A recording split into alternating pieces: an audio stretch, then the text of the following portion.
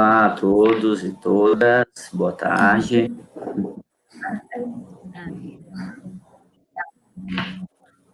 Acabamos de ter um painel bem rico aqui na sala, sobre direito internacional e aos bens culturais e à biodiversidade, né?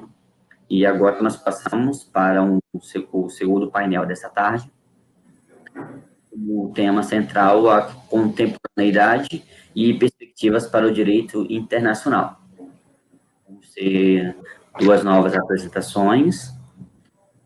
A primeira sobre as novas facetas das relações transnacionais, reveladas pelas Cortes Internacionais do Comércio, que serão ministradas pela Karina Pacheco, que é graduanda de Direito da Universidade Federal do Espírito Santo e integrante do Codex, e também da professora Valesca Raizer Borges Mosquin, que é professora titulada da Universidade Federal do Espírito Santo, da UFES, doutora em Direito pela Universidade de Barcelona, e prazer estar aqui na mesa com a professora Valesca, minha orientadora, minha eterna orientadora da graduação, do mestrado, e costumo frequentar ainda os grupos de pesquisa que ela coordena. Então, é um prazer imenso, professora,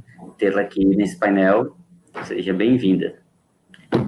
E, em seguida, teremos uma segunda apresentação, com o tema A Relevância dos Estudos em Direito do Mar para a Formação do Cientista do Direito, uma proposta pedagógica, e vão ser apresentados por outros dois queridos também, muito queridos, a professora Bárbara Mourão e o professor Paulo Henrique Oliveira, que são orientando junto comigo do professor Wagner, aqui na Faculdade de Direito na Universidade de São Paulo. A professora Bárbara é bacharel em Direito e mestre pela Unesp, e o professor Paulo é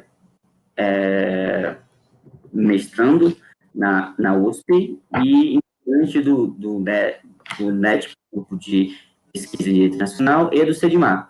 Tanto o professor Paulo quanto a professora Bárbara são do CEDIMAR, então são especialistas aí no direito do mar. Teremos o prazer de ouvi-los nessa tarde também. Então, para a organização dos nossos trabalhos, vamos deixar 20 minutos para cada uma das apresentações, tudo bem?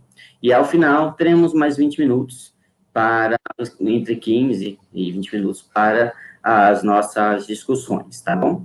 Então, passamos para a primeira apresentação e já deixo a palavra com a Karina e a professora Valesca. Muito boa tarde. Inicio, então, Karina. Eu quero, assim, de início, agradecer, mencionar que eu estou muito feliz de estar participando de mais uma edição desse congresso. Acredito, já mencionei isso hoje de manhã, que eu participei de quase todas as suas edições, então já sou um pouco aqui, quase que da casa. Agradeço, sobretudo, ao professor Wagner Menezes, né, esse inspirador do direito internacional, que sempre nos desafia, inclusive em tempos aí complexos como esse. E a minha alegria é ainda maior por estar aqui numa mesa coordenada por um ex-aluno, um querido ex-aluno, Neviton, um aluno, assim, muito companheiro, e eu fico enormemente orgulhosa de estar aqui e de vê-lo, Neviton, né, não só na conclusão de seu trabalho, mas também nessas atividades tão complexas e que o faz de tanto carinho, viu? Muito obrigada, eu fico muito feliz de estar aqui contigo também, e de pronto já cumprimento aos demais membros da mesa. Parabenizo, né, toda a organização, enfim, e mencionar também, deixar registrado aqui, como fiz de manhã, a importância deste evento na sensibilização do aluno, não só do aluno de pós-graduação, que sim, é um grande evento, né, para o aluno de pós-graduação, mas em particular para o aluno de graduação, para torná-lo mais sensível, aproximá-lo ainda mais à nossa disciplina e, de certo modo, até o Congresso promove esse paradigma tão difícil que é juntar, muitas vezes, né, o ensino e a pesquisa, e esse aqui que fazem parte do tripé fundamental da própria educação. Então, quero deixar isso registrado.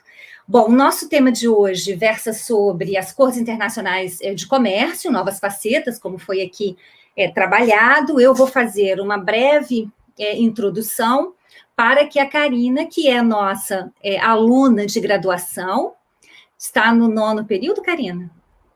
Oitavo? Isso, no 9º. No 9º período, já no final, leve adiante a explicação do artigo. Esse artigo é um artigo resultante dos estudos que levamos a cabo o ano passado. Nós, o ano passado, tentamos, de certo modo, mapear as cortes comerciais internacionais, as cortes internacionais de comércio, utilizamos, sobretudo, como bases doutrinárias, os textos da professora Chanda Kramer e da professora Maria Isidro, e depois foram outros textos acumulando-se, né, nos nossos estudos. Buscamos analisar, né, uma diversidade de cortes, sobretudo a partir dos seus regimentos e, quando possível, quando encontrávamos também dos casos concretos. As Cortes Internacionais de Comércio, elas se inserem, é um fenômeno contemporâneo e que acaba estando inserido nesse novo paradigma, né, nessa nova dimensão que o próprio processo de globalização nos impõe, que foi justamente um crescimento, né, um fomento da mobilidade de pessoas, serviços, capitais, bens, uma fluidez das fronteiras nacionais e, consequentemente, também um aumento da litigância internacional, ou seja, o aumento dos litígios que não se comportam mais a um só sistema jurídico, em função de um conjunto de elementos, em particular de um conjunto de elementos de extraneidade, que fazem com que, quer seja pelo domicílio, local de execução, da obrigação ou ainda da realização de um determinado ato, esse tipo de conflito não consegue estar impactado, né, ou apenas encerrado em um sistema jurídico judicial específico. Particularmente nesse universo, nós observamos que existe um certo gap entre as formas de soluções adequadas de conflitos promovidas a partir da arbitragem e os judiciários nacionais. Existem, que aí propõe a Corte, existe um coletivo de conflitos que, de certo modo, se encontram entre esse meio termo, e é esse coletivo de conflitos que busca uma solução adequada, célere, e que, de certo modo, fuja de uma estrutura inicialmente arbitral, que justifica, de certo modo, toda a evolução deste novo movimento, ou novo fenômeno, chamado de cortes internacionais comerciais. Bom, enfim, essa é um pouco a base. Essas cortes partem de alguns pressupostos fundamentais, alguns princípios da autonomia privada, vinculam-se um pouco também ao que nós chamamos de middle class litigation, e foi aí, a partir de uma análise, utilizando uma técnica do direito, utilizando uma técnica comparada, né, do direito comparado, que nós fomentamos, coordenamos e organizamos esses estudos no âmbito do nosso laboratório, do grupo aqui mencionado, o Labirinto da Codificação do Direito Internacional Privado, que é um grupo onde nós buscamos trabalhar algumas temáticas do direito processual civil transnacional, em particular, né, todo um paradigma tanto da jurisdição quanto da cooperação jurídica. Então, com essas breves palavras, eu já passo a bola para Karina continuar e apresentar o que são as cortes, em particular, o trabalho da Karina busca analisar as cortes, fazendo uma comparação das cortes existentes no continente asiático. Então, muito obrigada. Vamos lá. Obrigada, professora Valesca. Inicialmente, eu gostaria de agradecer o professor Neviton por estar presidindo essa mesa. Fiquei muito feliz quando soube que era ele, porque temos em comum a mesma casa, a UFES, e agradeço em particular a professora Valesca pela parceria e pela oportunidade. É a minha primeira vez aqui no Congresso como participante e também como ouvinte, e eu parabenizo também a organização, porque é um evento muito, muito encantador. Eu estou realmente encantada e feliz por participar. Cumprimento os outros expositores aqui do painel e todos que estão nos ouvindo. Bom, eu vou partilhar aqui a minha tela com algumas apresentações. Deixa eu ver.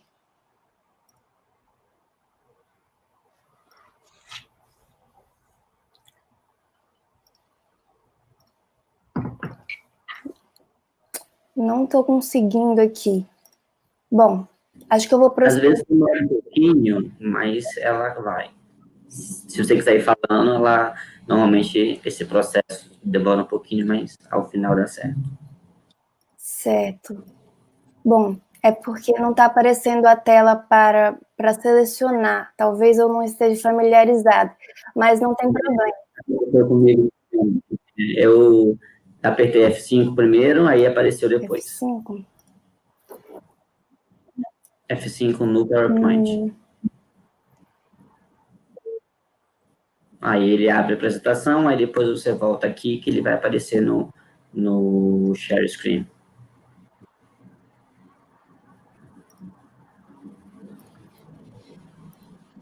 Bom, para não gastar muito tempo aqui nesse processo, eu vou continuar, mas não tem problema.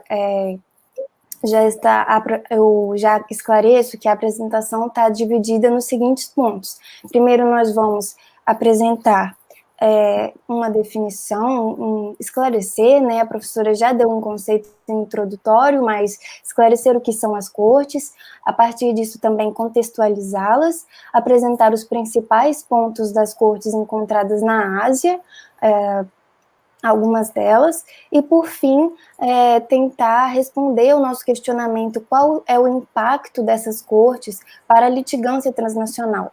O que elas representam agora de mudança, porque se tratam realmente de uma novidade. Bom, afinal, o que são as cortes internacionais do comércio? Apesar do termo internacionais, elas são cortes domésticas, estão inseridas, seja como parte do sistema judiciário ou como uma instituição paralela, num Estado soberano. E dessa forma, elas apresentam algumas características diferentes do sistema jurídico tradicional daquele estado em que elas estão inseridas, justamente para buscarem uma atração maior a litigantes estrangeiros. Apesar de cada uma possuir suas particularidades, algumas dessas características são a utilização do inglês como linguagem do processo, também a composição da corte por juízes de diferentes nacionalidades, a possibilidade de advogados estrangeiros representarem as partes e uma maior flexibilização do processo em favor da vontade das partes. Mas o que motivou o aparecimento dessas cortes, né? Qual é o plano de fundo? Uma expressão que tem se popularizado e resume muito bem esse contexto é o mercado de litígios, ou seja, a percepção de que serviços jurisdicionais qualificados, especializados e direcionados a casos internacionais, sobretudo em matéria comercial, realmente é um serviço lucrativo que promove a circulação de capital na região. E, nesse sentido, nós notamos verdadeiros centros para onde os litigantes direcionam os seus casos, como é o caso da muito bem-sucedida Corte Comercial de Londres. Ela é uma corte com as características totalmente do sistema doméstico, mas se tornou muito popular. E, observando isso, outros países têm também implantado cortes especializadas em comércio internacional, porém com essas características diferentes. Logo em 2004, nós notamos um pioneirismo da Ásia, do continente asiático, porque foi lá que surgiram ou que foram observadas as primeiras estruturas nesse sentido. Em 2004, foi instituída a corte vinculada ao Centro Financeiro de Dubai, também no Catar, nós observamos isso. Em 2015, foi implantada a Corte Comercial Internacional de Singapura, e mais recentemente, alguns países da Europa também têm implantado essas cortes, e em relação a eles, nós notamos uma motivação particular pelo Brexit, porque com uma possível baixa de popularidade da Corte Comercial de Londres, elas podem se tornar mais atrativas, principalmente os litigantes na região da União Europeia podem buscar outras localidades para solucionarem os seus casos. Assim, mas nós vamos trazer aqui os principais pontos em relação à Corte de Dubai, Singapura e China.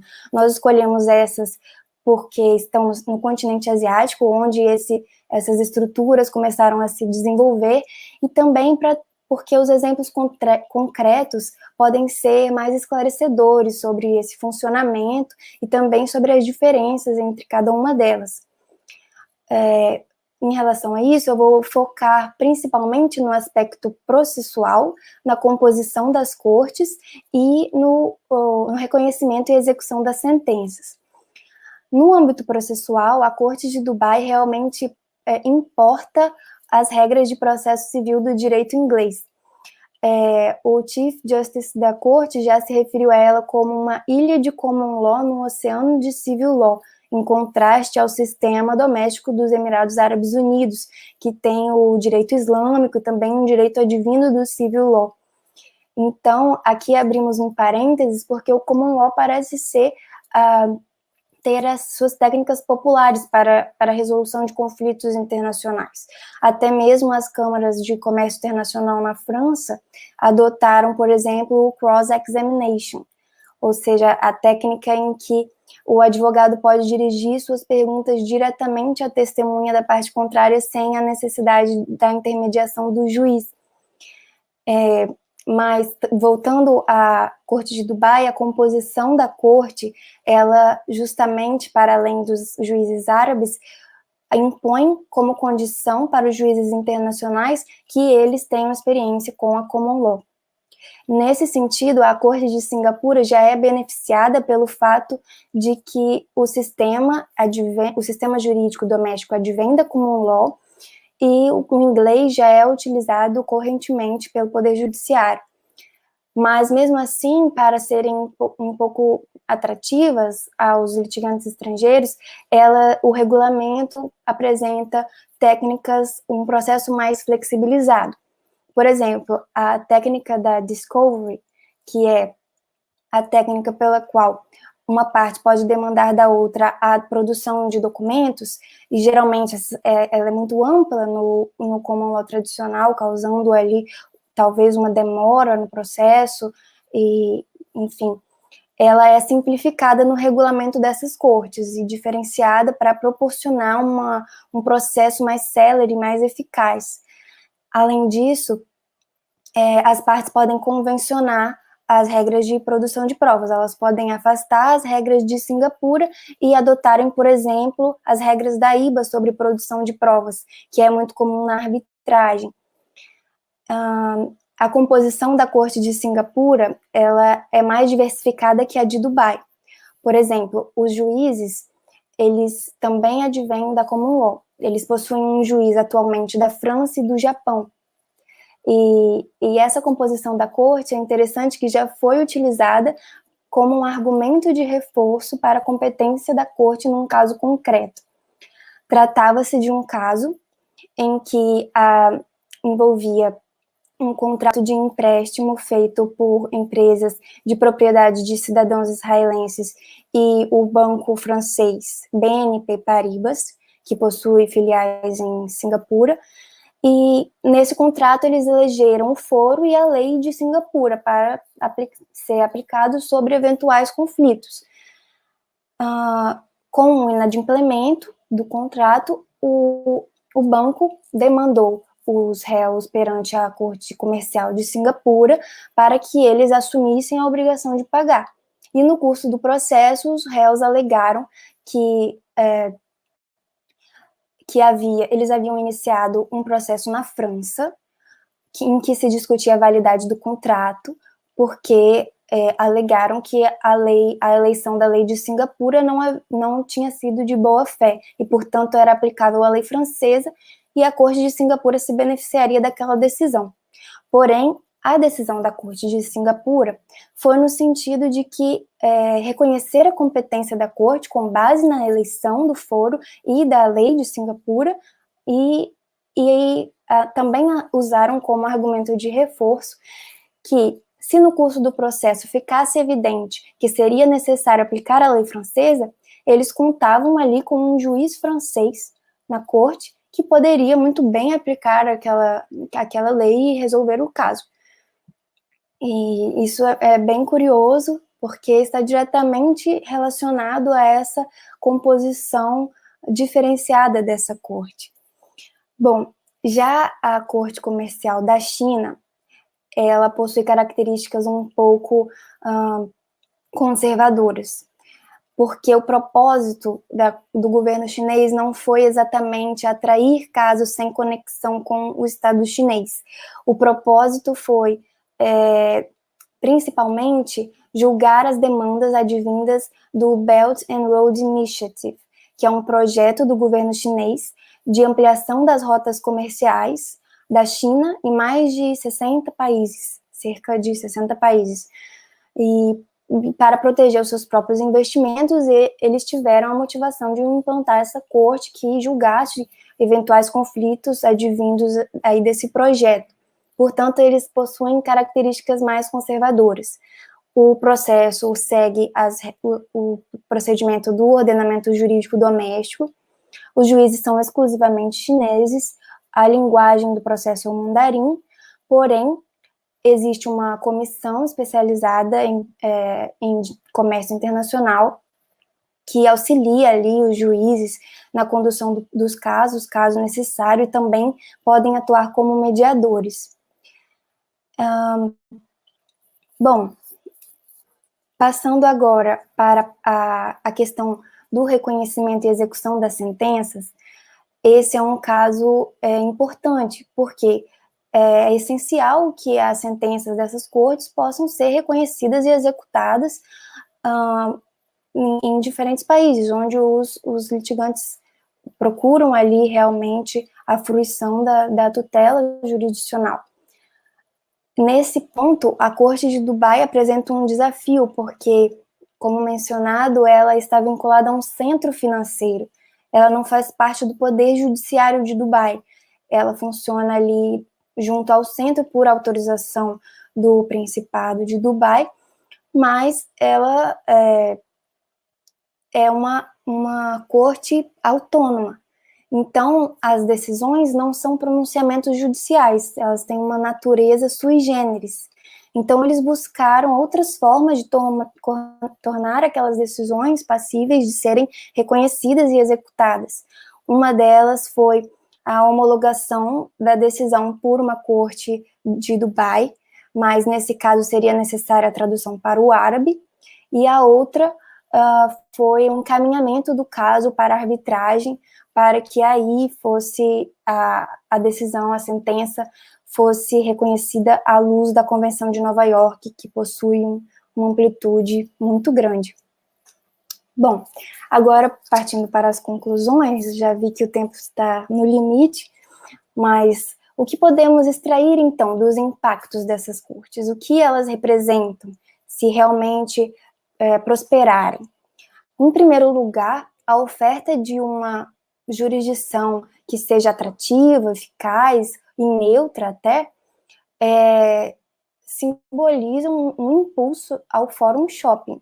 E, nesse sentido, a principal preocupação é realmente o acesso à justiça, para que ele seja assegurado e as partes não tenham, eventualmente, uma onerosidade na defesa ou algo do tipo. Mas é importante aqui reforçar que, apesar da competência das cortes variarem entre elas, em geral, elas se restringem aos casos business to business. Porém, admitem também casos ainda nessa relação, mas como a professora Valesca mencionou, casos que não sejam envolvam valores tão elevados como aqueles próprios da arbitragem, possibilitando, assim, talvez um novo público. Num segundo ponto, nós observamos que esse intercâmbio de técnicas processuais pode representar uma harmonização do processo civil internacional, caso realmente prospere e seja duradouro.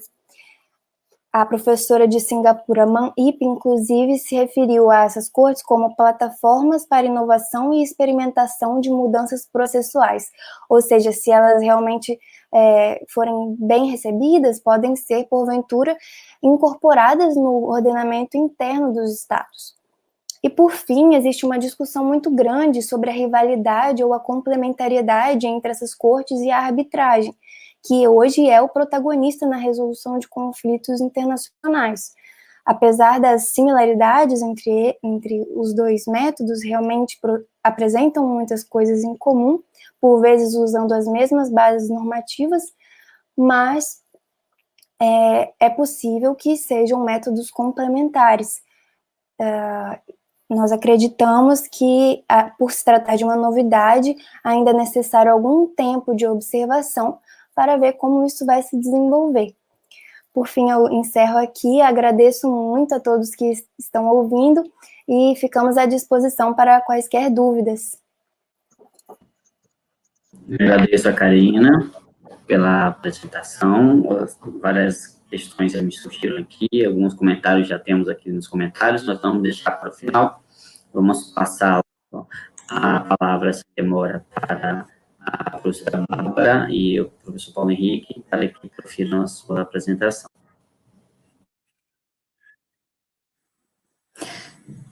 Bom, boa tarde a todos e a todas, em especial aqui aos meus colegas de mesa, Neviton e Paulo, já conheço aí de outros eventos, nós somos orientandos, temos o mesmo orientador, e o Paulo é meu colega, de graduação, cursamos a mesma instituição, que é a Unesp, então uma grande satisfação estar aqui. Sobre o tema, eu vou fazer uma breve introdução, e o Paulo vai desenvolver com maiores detalhamentos como é que nós pensamos essa pesquisa. Bom, o nosso trabalho, como o próprio nome já denota, o objetivo é oferecer uma proposta pedagógica para o ensino do direito do mar. Da seguinte forma, nós analisamos, no primeiro momento, o ensino jurídico do Brasil, um pouco aí o histórico e em que pé está, inclusive trazendo alguns dados a respeito da criação, mesmo em tempos de pandemia, de novos cursos, por incrível que isso possa parecer. Então, nós tratamos lá desde a fundação até esses aspectos mais atuais, passando por toda a legislação aplicável aos componentes curriculares, e acho que dos principais aspectos aí, pelo papel da disciplina Direito Internacional nesse contexto. Então, o artigo também vai analisar o fundamento do direito do mar, justificando os motivos pelo qual deve ser inserido na formação do que nós chamamos de cientista termo, principalmente em relação à grade de direito internacional. Nós entendemos que exista uma autonomia do direito do mar em relação ao direito internacional, mas não podemos deixar de considerar que alguns princípios são comuns às duas disciplinas. Então, a nossa pesquisa constrói uma sugestão de inserção dessa temática no curso de graduação, e também sugerimos uma relação do direito do mar, do direito internacional, com alguns temas clássicos do programa e as questões de direito do mar, que também o Paulo vai exemplificar aí melhor. Então, nesse sentido, esse trabalho vai trazer aí uma formulação de uma proposta pedagógica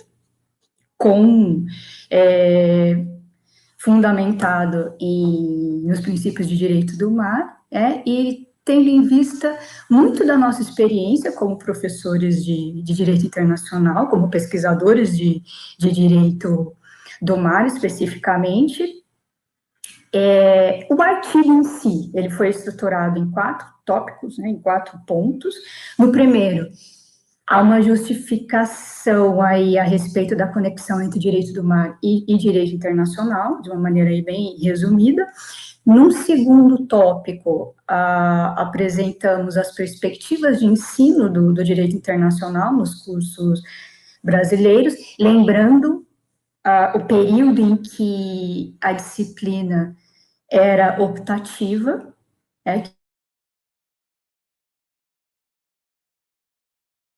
que até hoje nós sofremos as consequências desse período. O terceiro tópico,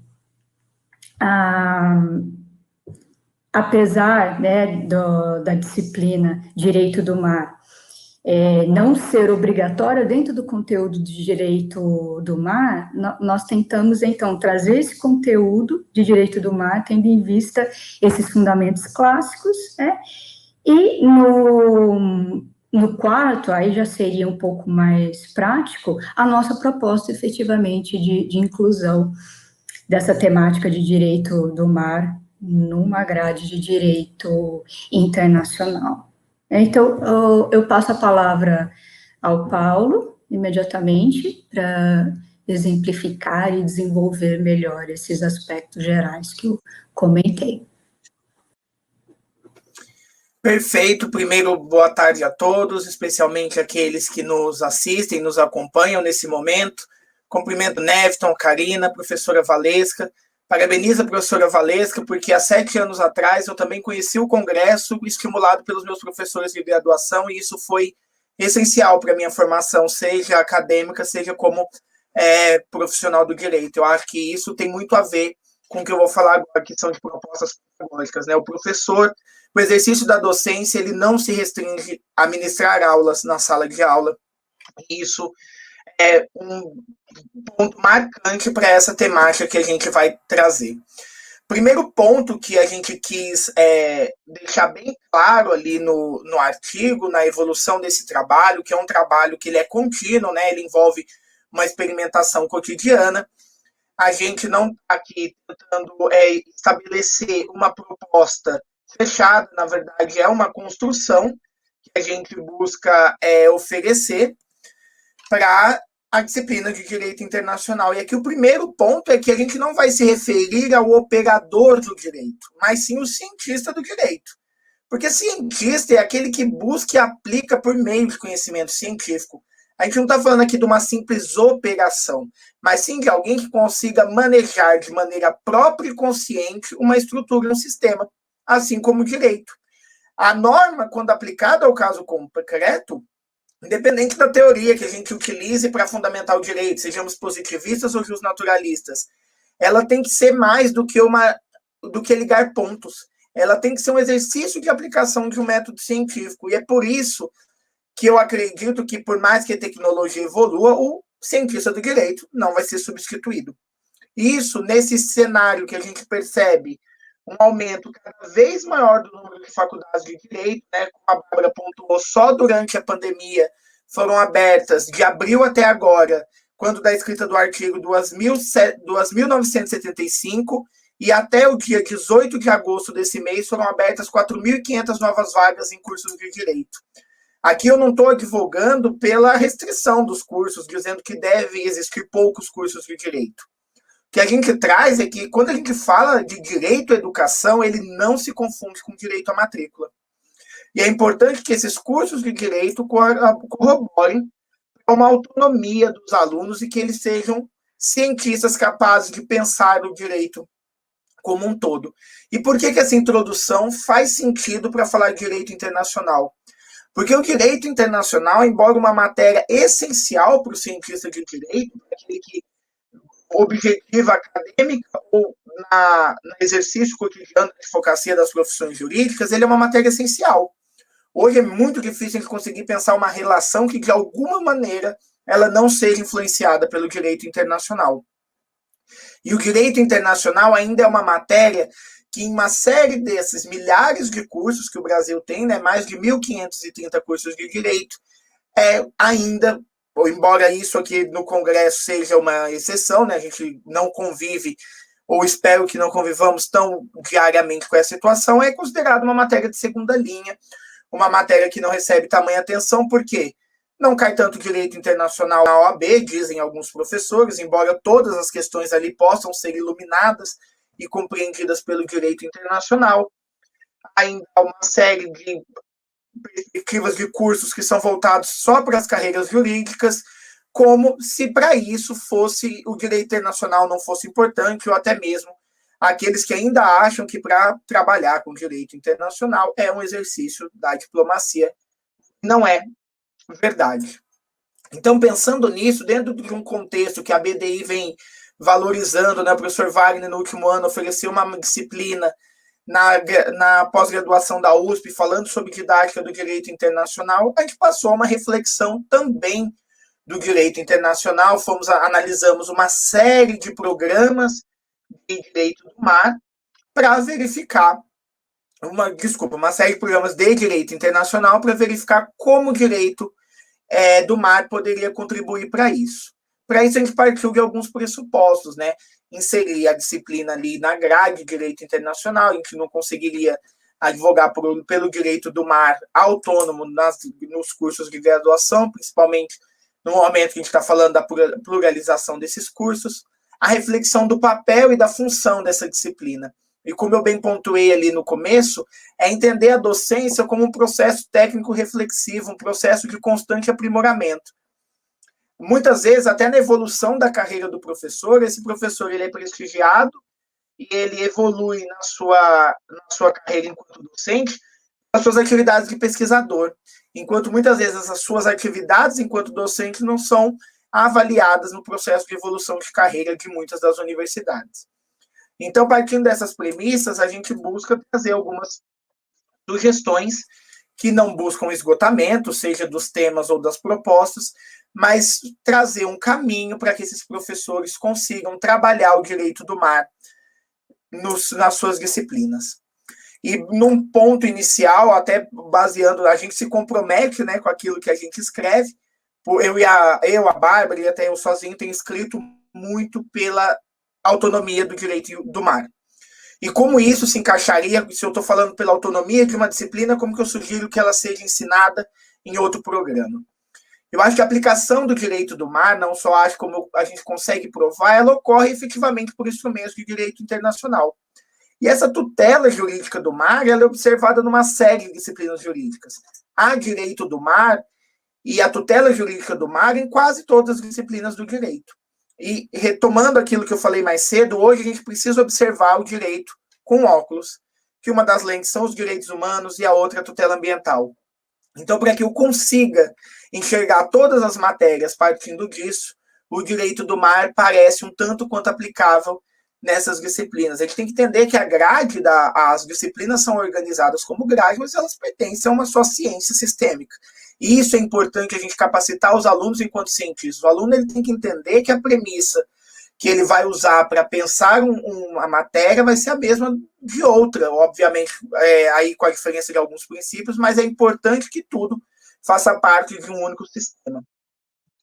E nesse sentido, a gente vai trabalhar ali o histórico da disciplina, né, de maneira muito pormenorizada, que eu não vou trazer aqui, mas ali no artigo a gente fez todo um histórico, como o direito internacional se posicionou nas disciplinas jurídicas nacionais, como o direito internacional passou de uma disciplina central para determinado momento sequer constar como obrigatório, que gerou uma série de juízes, advogados e professores que não tiveram contato com a disciplina. E partindo disso, a gente relaciona essa importância do direito do mar com a importância do direito internacional, trazendo temas que são muito relevantes para serem trabalhados e que demonstram a atualidade dos temas marítimos hoje. A disputa de fronteiras marítimas, a questão do princípio da igualdade, os estados sem acesso ao mar, como funciona isso, cabos e dutos submarinos, né? Hoje esse congresso ocorre, não é graças aos satélites, porque a nossa internet ela é baseada essencialmente em cabos e dutos submarinos. Então, há uma essencialidade do direito do mar para que nós possamos estar aqui travando esse diálogo. A pesca ilegal, não reportada, a própria imigração e mobilidade de pessoas por vias marítimas.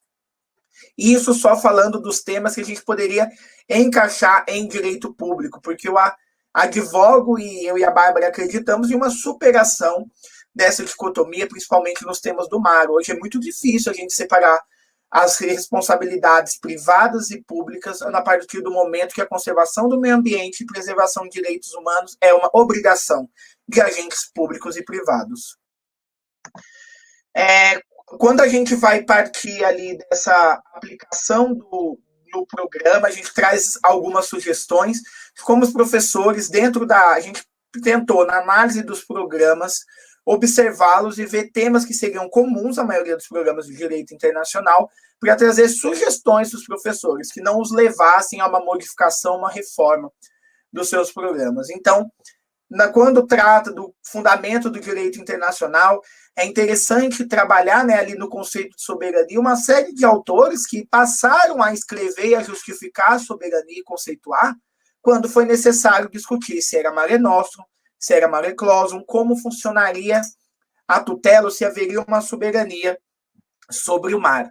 Então, aqui a gente pode trabalhar aqueles clássicos que vão ajudar os alunos a compreender o fundamento do direito internacional, Francisco de Vitória, Hugo Grossi, Potano, Selden.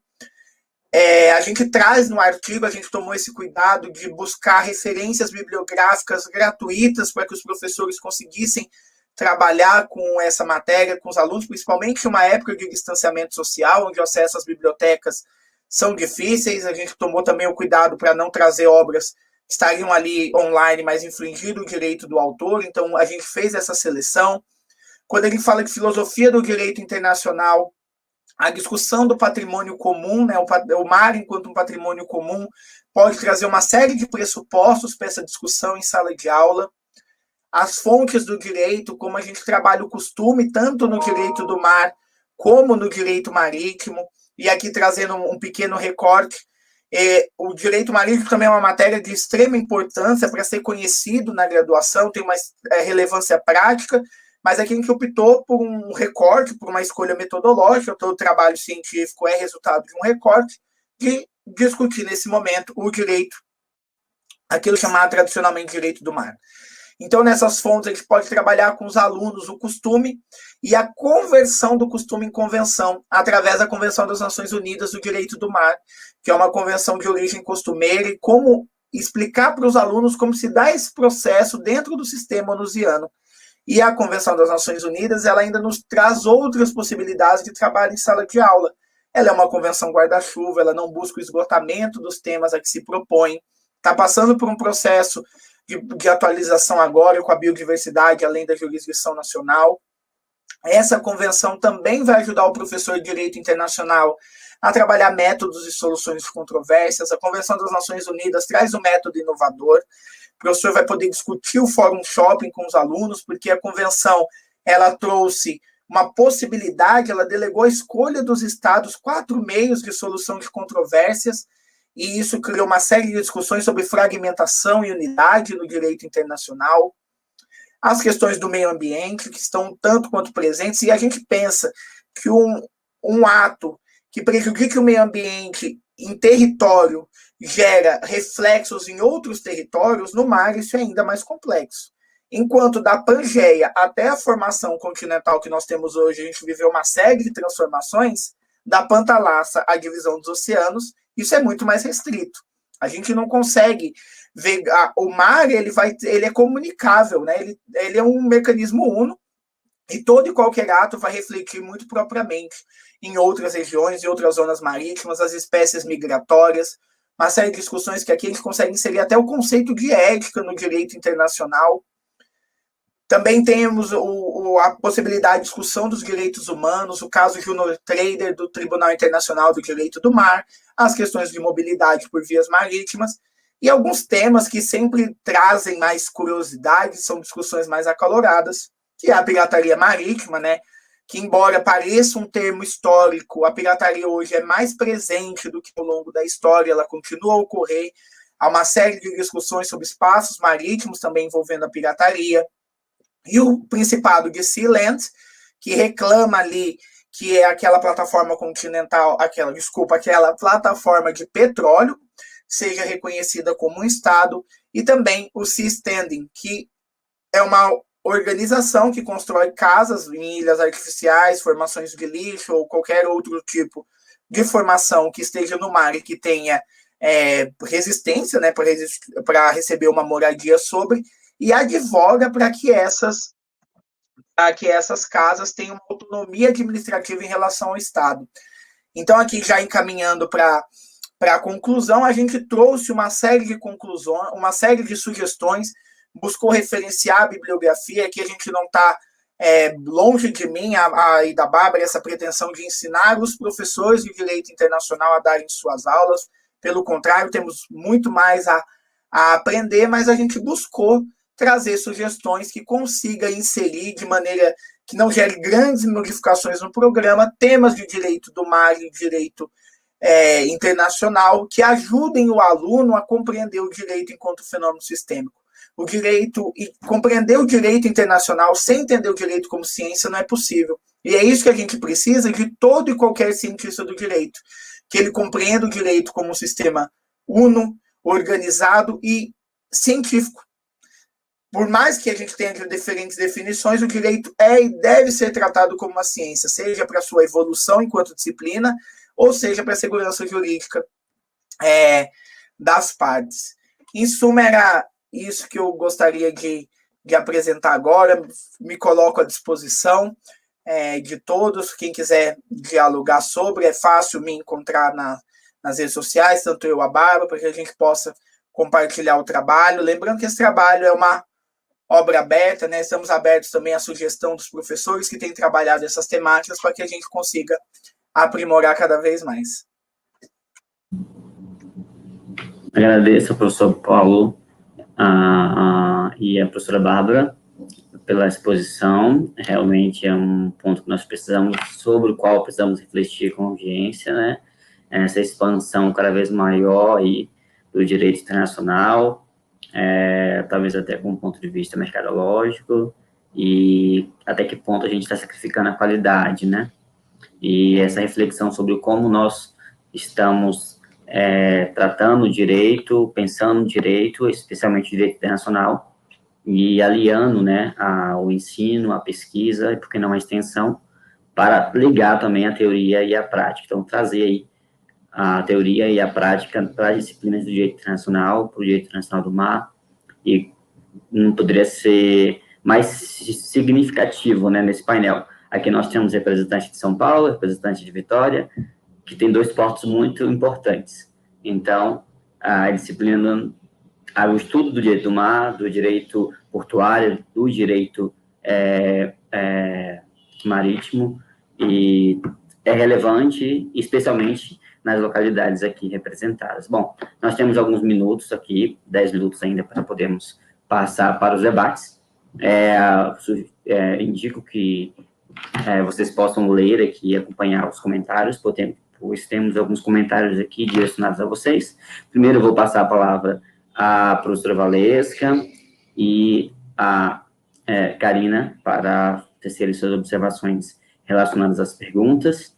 Foram feitas algumas perguntas, então eu vou misturá-las aqui, aí vocês respondam, por favor, em bloco. Então, há vários elogios e algumas perguntas relacionadas a... Deixa eu tentar resgatar aqui, porque eu preciso falar o nome para que a organização consiga jogar a pergunta. Então, a Daniele fez algumas considerações, e aí tem uma pergunta... Karina, você poderia explicar melhor como a corte comercial chinesa pode ter conselheiros, né, que podem agir como mediadores, por favor, e ela complementa ainda. Há uma outra pergunta aqui: diante da pandemia que vivemos, seria possível afirmar que as cortes que trabalham 100% online poderiam ganhar um pouco mais de força, né, em relação às outras que são mais presenciais? Bom, foram duas que eu consegui pescar aqui, mas devolvo a palavra para vocês. Bom, Karina, você quer trabalhar a questão da corte chinesa, desse comitê mediador? Claro, muito certo. Muito obrigada pela pergunta. Bom, esse comitê, ele funciona como um assistente mesmo, realmente são conselheiros que advêm de diversas nacionalidades, alguns deles, inclusive, são conhecidos no cenário da arbitragem, e eles prestam esse auxílio aos juízes chineses, quando os casos envolvem aquela matéria em que eles têm mais experiência. Bom, quanto à mediação... Complementar um pouquinho, porque uma das características dessas cortes que nós podemos observar é justamente a sua especialidade. Então, elas funcionam em função, ou seja, o que se busca é que aquele determinado conflito seja resolvido de forma adequada, em particular por pessoas especialistas naquela matéria. Então, especificamente na corte chinesa, que ela tem uma natureza um pouco mais sui generis, no sentido de ser um pouco mais conservadora, fugindo aí de um padrão mais aberto, por exemplo, como a corte de Singapura, né, que eu acho que é uma das mais, inclusive mais atuantes, criou-se essa espécie de um comitê, não sei como chamá-lo, inclusive, assim, para efeitos de adaptação à nossa compreensão, mas um comitê de expertos, né, que prestariam justamente assistência diante do caso concreto, né, justamente até buscando uma adequação de uma prática, né, a uma realidade de aplicação normativa que a corte assim impõe do direito chinês, né, um pouquinho nesse sentido.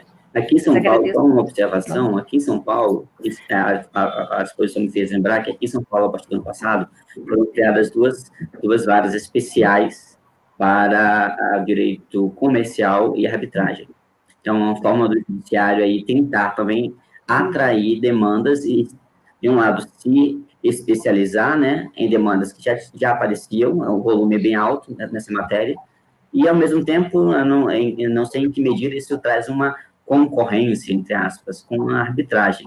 Então, foi um comentário que foi feito, mas, realmente, será que existe uma concorrência ou existe mercado, digamos assim, para as cortes judiciais especializadas e a arbitragem que já é especializada se desenvolveu nesse contexto de comércio internacional, né? Sim, exatamente. Perfeito. Quer falar um pouco? Claro, quanto à segunda pergunta, em relação a procedimentos online, principalmente nesse momento da pandemia, bom, na minha visão, isso é essencial, realmente parece ser o futuro, talvez, a se espalhar até para outros campos do judiciário, mas essas cortes estão bem avançadas, elas possibilitam plataformas online em que as partes apresentam seus documentos, as audiências podem ser por videoconferência, principalmente a Corte de Abu Dhabi está bem avançada nesse procedimento 100% online, então eu acredito que é um ponto muito forte em favor dessas cortes. Se a professora quiser complementar alguma coisa. Complemento. Duas questões, um pouquinho. Bom, o que a gente observou analisando os regulamentos das cortes quanto às técnicas e aos procedimentos? É justamente assim a incorporação da tecnologia. Então, é interessante observar que a proposta é criar uma concorrência entre as coisas, uma concorrência de serviços jurisdicionais.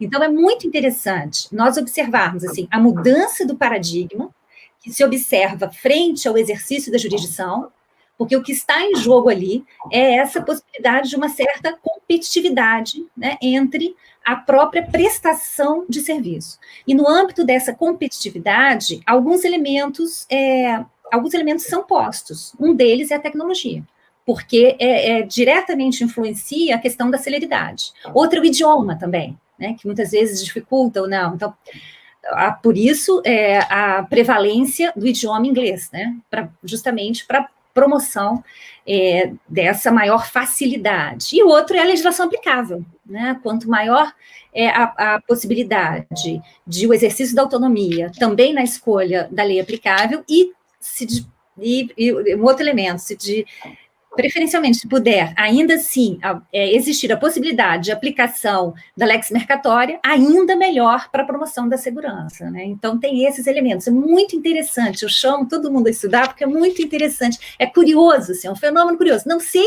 se isso evoluirá, né? Mas é um fenômeno curioso. E aí, analisando Neviton, eu vi que abriram, né, essas cortes especializadas, realmente, em São Paulo, acho super interessante, porque é justamente que permite uma maior adequação mesmo, né, na solução dos conflitos. E aí, a relação com a arbitragem, assim, a arbitragem é quase que uma jurisdição exclusiva, diríamos assim, em determinado nível de solução de conflitos transnacionais. Então, a arbitragem efetivamente, a principal forma de solução desses conflitos, né, sem dúvida, sim, sem dúvida alguma.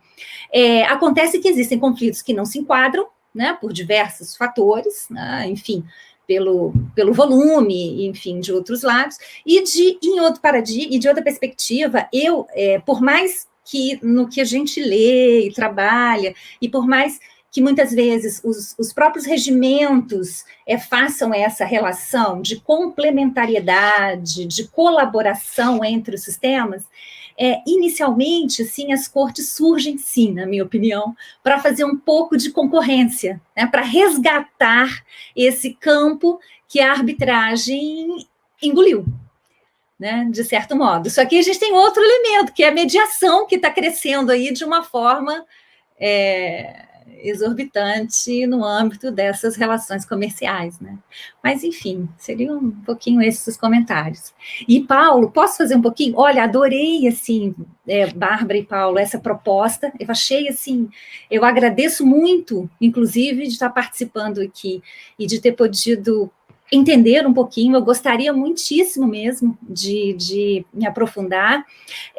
Eu sinto a marginalidade, de certo modo, da nossa disciplina em direito internacional, assim, em particular, direito internacional privado. Então, ainda mais, se a gente ainda acha o direito internacional, diríamos assim, muitas vezes renegado, recolocado numa outra posição, o internacional público, sobretudo, que foi o que eu imagino que é o que vocês trabalharam com maior afinco, ainda mais o internacional privado. E um elemento que você põe, que é muito interessante, que assim, e se a gente observar, nós estamos diante de um contexto em que, como você mesmo colocou, ou seja, é muito difícil você definir o que é internacional e o que não é na nossa relação, e em particular quando a gente se depara também desde o paradigma das relações jurídicas privadas. Então, eu agradeço muito, assim, eu achei muito... Queria fazer esse registro, né? Muito bacana. O registro da professora Valesca, ela endossa o coro aqui das mensagens. Eu acho que os professores de Direito Internacional se identificaram com as falas do professor Paulo e da professora Bárbara, se identificaram com essa dificuldade e como poder superá-la, né? Então, eu devolvo a palavra para o Paulo e para a Bárbara, para que eles possam fazer as suas considerações finais em face dessas observações do chat da professora Valesca. Bom, eu queria dizer que foi uma satisfação aqui essa troca de conhecimentos, e, professora Valesca, nós estamos à sua total disposição, tá, para trocarmos ideias, ter esse feedback, inclusive ter também alguma sugestão mais no sentido aí do internacional privado, mas muito obrigada. E também foi excelente essa abordagem inovadora que vocês trouxeram também a respeito dessas cortes comerciais e enfim, só agradeço aqui pela participação. E, buscando finalizar, agradeço a todos os colegas que acompanharam aqui a apresentação, concordo muito com a professora, dos vários programas que a gente analisou, muitas universidades sequer dividem entre público e privado, mas vendo o programa que dá para ver que o privado, ele quase não aparece, e quando ele aparece é o casamento com o estrangeiro, questões que, embora relevantes, o direito internacional privado não se reduz a isso. Aí a gente, obviamente, aqui eu vou acabar puxando o bote para o meu mar, mas a gente tem os incoterms, a gente tem a Lex Mercatório, uma série de questões de direito privado que também ajudam essa compreensão plural do direito internacional. E principalmente nessa época de pandemia, muitas universidades tornaram o direito internacional uma matéria gravada sem interação, não uma matéria AD ou uma aula síncrona, uma matéria que o aluno simplesmente assiste como ele assiste um vídeo, e isso não gera um processo de aprendizado. A gente não consegue imaginar a formação de cientista quando a gente pensa que o professor é sujeito ativo de uma relação e o aluno ele é um mero telespectador. Isso não gera aprendizado. Então, eu encerro, agradeço a todos mais uma vez e coloco à disposição com quem tiver o interesse para compartilhar o artigo. Ótimo, agradeço por todas as exposições, foram boas as discussões e a aprendizagem, até passamos um pouquinho do tempo, mas valeu a pena. Convido a todos para que permaneçam